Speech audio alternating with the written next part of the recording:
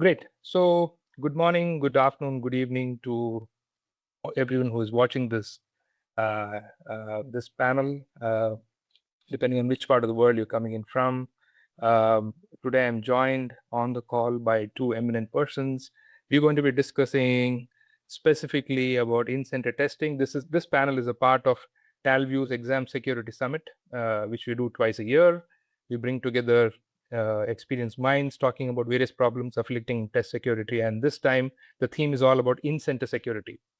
Now, in-center is obviously, as all of us know, one of the oldest delivery formats for testing itself. It's gone through multiple changes, but in the last 10 years, there's been a lot of shift from in-center to remote online, uh, driven partly by whatever happened during COVID.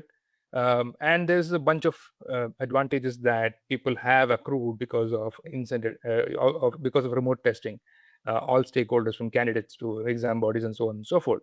So one would think that given this scenario, uh, in-center testing would have diminished quite a bit. But to the contrary, many of recent developments as well as numbers prove that it's not so. The numbers are actually steadily going up.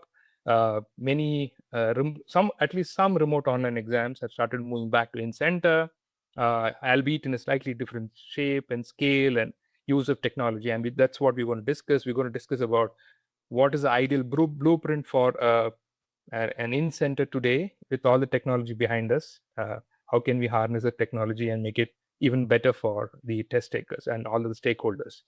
So on the panel today, two eminent personalities, as I said, with vast years of experience at two ends of the spectrum. Uh, and Dr. Ada Wu from Ascent Learning. She's been running innovative programs there for the last so many years, and she brings a different perspective to this entire conversation. She's also been head of the ATP board last year, the whole of 2025, and she gets a separate vantage view of having interacted with multiple vendors and multiple partners and technology providers as well. And lastly, she is on board AI Dome, of which I'm a part of too, where we brought together minds from across vendors, across customers, across organizations to create a body of knowledge that will be useful for the industry as it moves through this labyrinth of technology that's come in, that's obviously creating a lot of opportunities for frauds to happen as well. On joining Ada and me today is Bridget Hurd from Pearson. Pearson is, as most of us would know, is one of the largest deployers of testing delivery globally, apart from many other things. As the last I read, please correct me if I'm wrong, Bridget, there's over 5,000 test centers, over 180 countries covered, and so that's literally deep knowledge, deep insights coming from a test delivery perspective as well. And Bridget is the head of the program that manages all these test centers, as far as I know. So welcome, ladies, onto this particular panel, and I am looking forward to 30 minutes, 25 to 30 minutes of deep insights, trying to figure out how we can how the test center of the new world should look like. Uh, so, Ada, going back to the question that I started with, given all that's happened in the online testing world, the remote testing that's happened, the benefits, the large scale up of multiple programs, why are we still talking of in-center testing? And where do you think it's actually growing? Which part of testing does in-center really, is in-center really likely to grow more? What are your views to start off? Yeah, I think in-center will continue to grow. I mean, we came a long way with remote testing since the pandemic. We had to learn very quickly how to test people in a home and remote environment. So in the last 6 years, I think we as an industry for remote proctoring has gotten quite good at watching a session and detecting testing anomalies real time, et cetera, et cetera. Very good use of AI. But one of the things that I think is really difficult to solve for remote proctoring, at least we hadn't solved it yet, is how do we help an organization defend a decision? If we say, hey, this person is likely a cheater, this person is likely use a proxy tester, this person have notes on the side, et cetera, are we able to share that evidence and have something concrete to our customers or stakeholders say, hey, we need to invalidate the score, we need to roll it back. What I see with in-center testing growing is it's not growing everywhere in the testing sector, but what I see is growing the most is in tests where false positive is the most risky or unacceptable. And by false positive, I mean the mistake of passing someone who is actually incompetent, passing someone that didn't really know what they're doing. And I feel like many of these fields where false positive is very risky or even unacceptable are in the healthcare space, in public protection space. You wouldn't necessarily want your surgeon to pass when she doesn't know anything, or your nurse or your physical therapist, etc. So I think, whether a test center is growing or not versus remote proctoring is more of an argument of risk tolerance and less about the technology being reliable, unreliable. And I would love to hear Bridget's take on it since she actually manages a test center network. Oh, absolutely. I think, and you made some couple of great points there. I think the higher the risks, the chances are that you will gravitate more towards an in-center. Higher the risk of reputation, higher the risk of the credential itself. Yeah, Bridget. So from your viewpoint, from what you've seen across Pearson, across your multiple testing programs, is that consistent with what Ada is saying? Are you seeing any other perspectives coming in terms of in-center growth? I think what Ada described is actually spot on. Um, I would I would go further and actually say when you're dealing with licensure in general. So it is healthcare, but when you think about the fact that I've granted a license, there is I find when I think about our sponsors, there is a level of risk tolerance that those sponsors think about to say, where am I willing to actually show up and test? And by the way, um, for the candidates, what's the stake in it for them? So it could be things like immigration also, right? What is the at stake if I pass XYZ exam? Where can I go next? Because it is that risk piece that Ada mentioned, but some of it might be things that we're not even thinking about. It's not just healthcare. Immigration is a big one that we see. If somebody can actually move to another country, they're willing to pay for that, and that's where things get really risky from a risk tolerance standpoint. Right, right. And I think it's also got to do with the, let's say, uh, the risk versus reward ratio that is there Mhm. for people who want to do the fraud. The higher that ratio is, the chances are that they will probably try to beat the system, and in-center probably is a good defense for such cases, is what I understand. But looking at it from a slightly different viewpoint, I think what we saw with remote testing is cost going down, not necessarily significantly in many cases, but significantly on the down, definitely on the downtrend as well. What's the cost for a program to continue with in-center?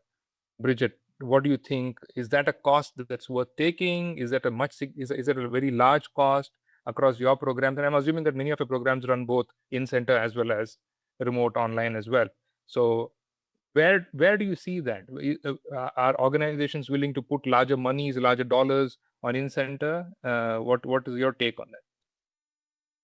So I think, first of all, it's actually interesting when you say costs are going down with online proctor, because I don't think I would tend to agree with that. Okay. I think as a sponsoring organization, if the cost is incredibly low, I think you need to understand what are the security protocols that are in place, because I would worry that maybe there's some security protocols that aren't actually there from the support standpoint. So when we think about costs, we've got humans that are actually proctoring, whether it's online or if it's in the test center. And so humans are not going to be replaced by AI, as an example.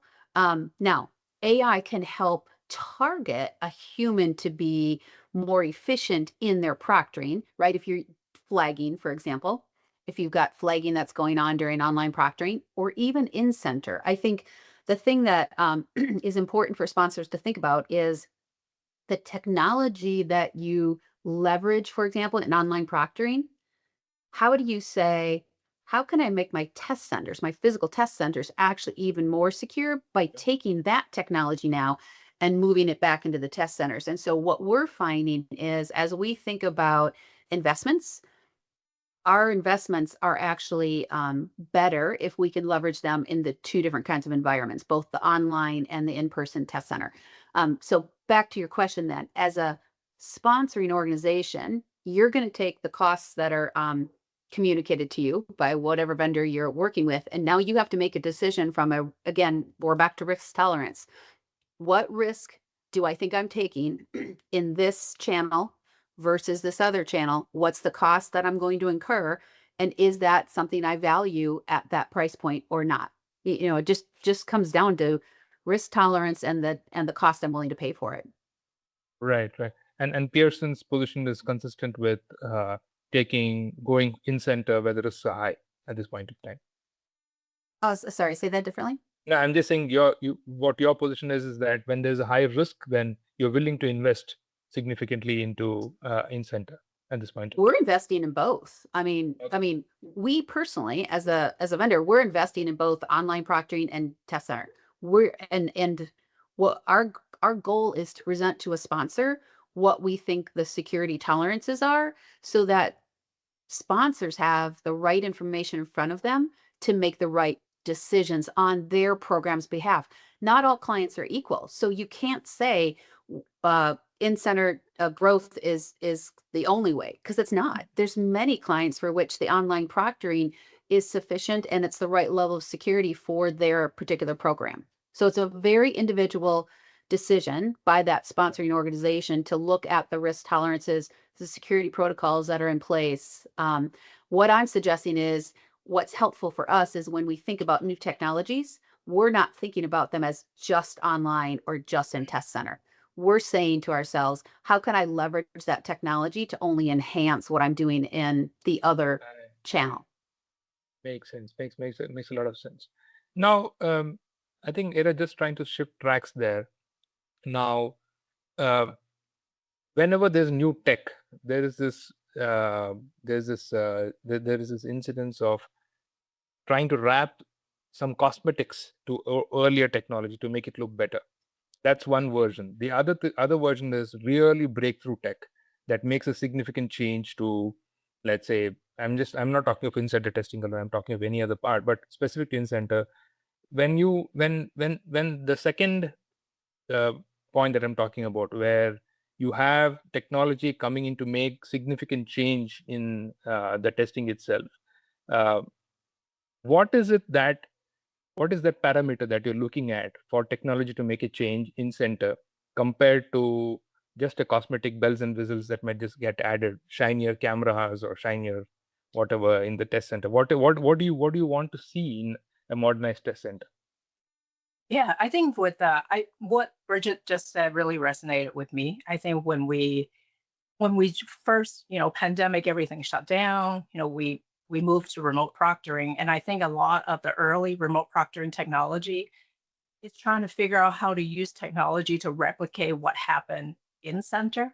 And I think, 6 years on as an industry, we learn a lot. And what I'm seeing that, you know, the good vendors do and then do it well is AI is not human. We don't need to have AI replicate what human can do. And I think the real test for me is that it's technology or AI producing evidence that is not available before, or just producing evidence cheaper and faster than what a human can do. So in test center, some of the cosmetic changes, for example, might be smoother check-in. I mean, not to minimize smoother check-in process. That's the candidate experience is important, but how much money and resource do you want to spend on that, as opposed to strengthening your chain of evidence? Have continuous monitoring with AI or technology in the background while you're being monitored by a real life proctor throughout the whole testing process. And instead of, I check your ID once in the beginning and then I assume you are that person, right? Because we know proxy testing takes many form. It could happen anytime during the testing session. So I think some of it, what Bridget just said, really resonated is when we want to improve proctoring, I make less of a differentiation between, oh, this is an in-center tech versus a remote tech. If it's good technology, it should be able to use it in any setting. And in-center, just give it a better case with the evidentiary chain because it has a real person, and then you have the technology underneath to augment what this real person can do. Right, right, absolutely.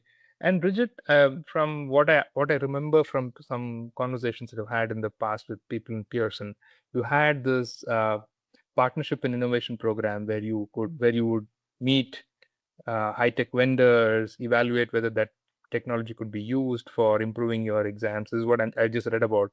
And I'm also assuming that you meet a lot of technology vendors today who bring to you a lot of technology solutions to improve the test center experience for candidates, improve security for sponsoring organizations, and so on and so forth. Um, when a new vendor comes and pitches to you, or when they do a pilot with you, what is a telltale sign that this is a technology that will change things significantly for me versus just adding an incremental value to your testing program itself? Yeah, I think what you're describing as I think about technology is um are you is it a technology that just allows me to do my service, whatever I'm delivering from a service, better, or is it fundamentally changing or augmenting what I'm bringing to the table? So when we think about some of the things that we've got that we're working on right now, it is for it's funny that you say the check-in process, Ada, because we are actually rethinking the check-in process in a way that actually will enhance security as well. Mhm. And so that to me is an augmentation. That's a step in the direction that says now that's a difference maker versus I think you used the phrase, Ada, it's fine to have a smooth check-in, but some of the other things are more important. You're not wrong. Smooth check-in is super important. And people, if I've got some technologies that will make that a little bit better, then great, right? But if I now have implemented technology that has enhanced the actual ID verification, because when we think about digital IDs and where that's going, and the fundamental, what word do I want to use? If you think about the digital wallets and you think about UK has, I think by the end of next year, you have to be able to accept a digital ID. Well, now we have to think about how am I going to actually accept that and validate that you are the person that you say you are? What needs to happen from a verification process has shifted, right? It's fundamentally shifted for all of us and how we think about that. It's also shifted as we think about if I've got a digital wallet and I take that with me through different employers, how am I bringing that certification or that licensure along with me? So I know this isn't intended to talk about ID verification, but if you think about the testing center channel that you're in or the online version, fundamentally how you verify somebody's ID is incredibly important. And that's a security layer that everybody has to be thinking about. So I hope that answers your question, right? Like Yeah, fundamentally augmenting their service is where those difference makers are, I Mhm. think. absolutely. And what elements of the entire security are you looking at for new solutions to augment? Is it more about ID verification, as you said? How would you, for example, weigh between two solutions, one that improves candidate experience significantly and the other one Oh, uh, yeah. No, it is hard. I'd like to say maybe you flip a coin. Here's the problem. Candidate experience does matter, but some friction that might be caused because you're implementing security measures is something that many sponsors want. On the flip side, we have some sponsors that want to minimize friction. Well, then they have to recognize they're taking risks by minimizing some of that friction. I tend to talk about friction a lot and not in a negative way. If there's friction, it's likely due to rules or policies that are intended to ensure security. So, friction is a conversation that has to be discussed. Sponsors have to balance how much they want to weigh a pleasant candidate experience. I mean, no, I don't generally get feedback that say, I had a great testing experience. I want to thank you. Although I will go on record somebody did send us a literal mail, snail mail last week, thanking us for being part of their licensing journey because they met their dream. That's actually the first letter in my entire career that I've ever gotten that way. But It's a huge balance, and I can't tell you that one person can figure out that balance, because for every client it's going to feel a little different. Different as well. And have you come across solutions that promised a lot, but during the pilot you figured out that it's really not making a difference? Have there been solutions and technologies that you've seen that way? I think the technologies that have been maybe close to what you're saying is maybe smaller organizations that represent um, scale and verification and evidence, and maybe can't follow through. But it's maybe just in those scenarios, and I won't say what any of them are, because that wouldn't be a good idea. But they might be just newer in their product evolution standpoint, right? So I do think you have to be careful when you think about, I think we deliver like 26 million exams a year. You have to be sure that as you're thinking about new technologies, you know that whoever you're working with can support the scale that you need, because Right. then if it can't, your candidate experience immediately goes downhill, if you don't have that proper vetting. Right, right. Again, connected to that, Eda, you've been on the ATP's board. You've seen standards evolving over a period of time, etc. First question is, do we currently already have a standard for in-center testing globally? Because again, a lot of candidate experience is also about what does a candidate expect when you walk into test center. If that's very clear, the friction is going to be much less compared to surprises that get thrown at the candidate. So is there standards? If there is no standards, is it now time, especially with modern advancements and the constant increase in technology featuring that's coming in, is it a time for us to actually start developing those standards? Yeah, I mean, I think having standards are important. I mean, we do have a proctoring standard. So there's a guideline for how proctors should behave and what sort of things should be in place for proctoring. I think with standard, we kind of need to be careful on how prescriptive we want to be or we need to be. I think for standard, there are certain things that are non-negotiable. I talked earlier. I'm real big on any evidence that we present has to be explainable to the stakeholders, to the candidate, to the test sponsor, etc. So I think that is important. But when we get into test centers, different test centers and different exam sponsor, they have different risk tolerance, they have different business priority, they have different ways of doing business. So maybe, for example, one of the standards, and just making it up, that we need to be able to see a candidate from multiple different angles in the test center while she's testing. I'm not going to dictate what type of cameras, how many cameras are being used at the Pearson Center. I think the tech stack and hardware, software, that should be decisions that are left up to the vendor and the sponsor to decide what is appropriate for them. So, I also want to be careful in a big picture view how we define standard and not to go down too much to the level of being too prescriptive. Right, right. No, absolutely. I think standards always have two flip sides, no matter which area we're talking about. So that brings me to the question, Bridget. Uh, when you develop standards, and assuming some of these standards that Ada spoke about, and I'm sure you must have some standards in your mind as well. How easy is it to implement it across your centers? For example, with someone of your scale, 5,000 centers, uh, I'm assuming that some are third party owned or whatever. But then, how do you ensure that all these standards are implemented, and which standards are easy to implement? What kind of standards are easier to implement at scale across, and what kind of standards are difficult? For example, cultural situations, different countries, different cultures, and so on and so forth. So how do you do that? Right. So I think process changes or standards are obviously easier. When you start talking about equipment, now you have to worry about different laws in different countries.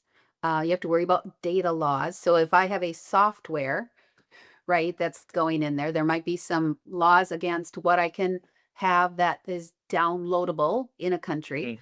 Mm. If I'm sending equipment, I might have some customs issue, or I might have some rules that indicate what can and can't be actually shipped to a country. So, and we're literally, like, we just made a equipment decision where we had to go a different path because of a law in a particular country on whether that device could be shipped into that country. So when you think about being in 180 countries, it can be more challenging. If you're not, if you're online, you got rid of all those equipment issues. Right. So again, you have to be conscientious of which path you're choosing. If you're online though, now you're making decisions that are different on data retention, whether I can't actually keep anything. So there's so many rules around data privacy that but they affect online a little bit differently than in person. But as an organization, you have to think about any of your decisions. Um, and so what we do is we tend to start with what we think we want to do, but then now you have to go research and figure out if your idea is even possible. So that's why process changes are so much easier, but they don't have the same impact, right? Because also a process change now relies on a human to make sure they do it. So if I've now said, okay, proctors, I expect you to do XYZ starting whatever, September 1, now I have to remember to do it. And so if I think I've improved security or I've improved, candidate uh, ease, but my proctors don't actually implement it, how am I holding the proctors accountable for that? That's where things get very difficult, especially if you are dealing with third parties. You have less authority over them to ensure that they comply with whatever your policies and procedures are.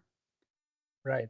And I think interpretation plays a big role as well, irrespective of whatever you write as policies, how you interpret it locally becomes a big Sure. issue as well, right? Yep. Eda, at AI Dome, one of our first white papers was the Trust First Light framework. We spoke about multiple points there, things like minimal footprint, human accountability, traceable evidence, candidate dignity. So these are the 4 pillars that we built the trust layer on. In an in-center kind of situation, does those 4 matter as well, or does it change? Does a new pillar come up outside of these 4? What are your views? I think those 4 will absolutely apply regardless of how you administer the exam in center, at someone's home, remote proctoring.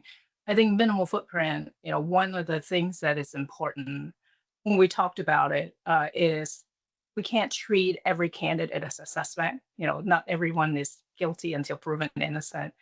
If we're going to collect data, and as Bridget said, their data privacy law, but if we're going to collect data on them, we want to record them. There's AI analysis in the background. We need to be transparent. We need to tell people what data we're collecting from you, about you, how long we're going to keep it, what is that for. And I don't see necessarily a difference between, oh, we can do it here but not in center. If it's impacting the student, the candidate, we need to be transparent either way. And the human accountability, I think, on that side, test center definitely has an advantage because there's someone sitting in the place watching you take the test and do the thing. So I think that even gives test center a bit of an edge. Traceable evidence, that's important because we need to be able to explain everything when we want to challenge a score. And the candidate dignity, I feel like it kind of depends in